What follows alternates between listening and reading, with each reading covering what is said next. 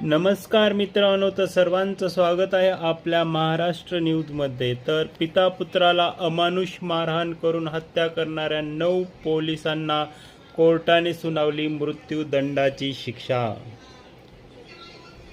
तर आपण पाहणार आहोत सविस्तर बातमी।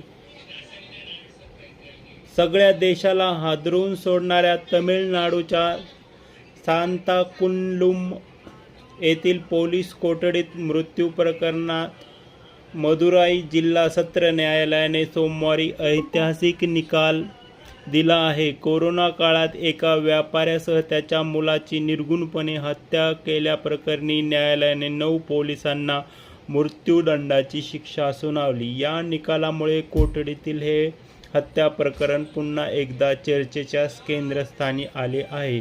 जून 2020 मध्ये कोरोना महामारीच्या काळात सर्वत्र टाळेबंदी असताना तमिळनाडूतील सांताक्रूझ येथील व्यापारी पी जयराम आणि त्याचा मुलगा बेनिक्स यांना अटक करण्यात आली होती। कोरोना काळात लागू केलेल्या उपाययोजनांचे उल्लंघन करून रात्री उशिरापर्यंत दुकान ठेवण्याचा आरोप त्यांच्यावर ठेवण्यात आला होता।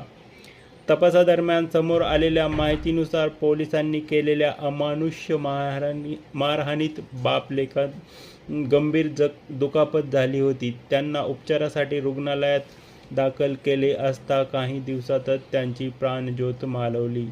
ऑगस्ट 2022 मध्ये आरोपी विरोधात सर्व पुरावे न्यायालयात सादर करण्यात आले। सुमारे 6 वर्षाच्या सुनावणीनंतर न्यायालयाने मार्च 2026 मध्ये पुराव्याच्या आधारे 9 पोलिसांना दोषी ठरवले आहे। तर ही होती महत्त्वाची माहिती।